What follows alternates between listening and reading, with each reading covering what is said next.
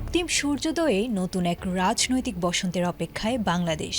দীর্ঘ প্রতীক্ষার অবসান ঘটিয়ে ক্ষমতার পালাবদলে রাজপথের স্লোগান রূপ নিয়েছে সচিবালয় আর নীতি নির্ধারণী টেবিলের দাপ্তরিক ব্যস্ততায়। দেয়ালের লিখন মুছে সেখানে শুরু হয়েছে নতুন নাম ফলক বসানোর প্রস্তুতি। রাজধানীর মিন্টো রোডের শান্ত স্নিগ্ধ আঙিনায় বয়েছে পরিবর্তনের হাওয়া। ইটের পাঁজরে সাজানো আভিজাত্যের প্রতীকগুলো যেন প্রহর গুনেছিল নতুন করে সেজে ওঠার অপেক্ষায়। ত্রয়োদশ জাতীয় সংসদ নির্বাচনের নিরঙ্কুশ বিজয়ের পর এখন সবার নজর কোথায় বসবেন আগামীর কর্ণধার। দীর্ঘদিনের রাজনৈতিক সমীকরণ শেষে আগামী 17 ফেব্রুয়ারি প্রধানমন্ত্রী হিসেবে শপথ নেবেন বিএনপি চেয়ারপারসন তারেক রহমান। তবে প্রথা ভেঙে এবার পাল্টে গেছে প্রধানমন্ত্রীর চিরচেনা ঠিকানা। গণভবন জাদুঘরে রূপান্তরের সিদ্ধান্তের পর নতুন প্রধানমন্ত্রীর আবাসন নিয়ে যে ধোঁয়াশা ছিল, এবার তার অবসান ঘটেছে। গৃহায়ন ও গণপূর্ত মন্ত্রণালয় সূত্রে জানা গেছে, রাষ্ট্রীয় অতিথি ভবন যমুনা হবে নতুন প্রধানমন্ত্রীর সরকারি বাসভবন।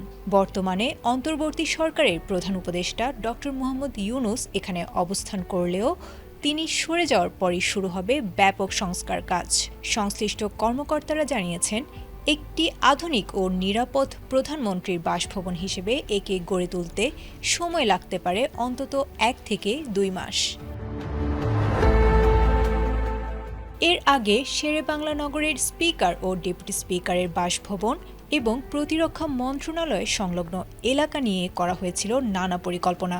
তবে চূড়ান্ত সিদ্ধান্তটি নির্বাচিত সরকারের ওপরেই ছেড়ে দিয়েছিল বিদায়ী উপদেষ্টা পরিষদ। শেষ পর্যন্ত দ্রুত ও কার্যকর বিকল্প হিসেবে বেছে নেওয়া হয়েছে যমুনাকেই। 12 ফেব্রুয়ারির নির্বাচনে 300 আসনের মধ্যে 2 শতাধিক আসনে জয় পেয়ে বিএনপি বর্তমানে সরকার গঠনের শেষ প্রান্তে। 17 ফেব্রুয়ারি নবনির্বাচিত সংসদ সদস্যদের শপথ গ্রহণের কথা রয়েছে।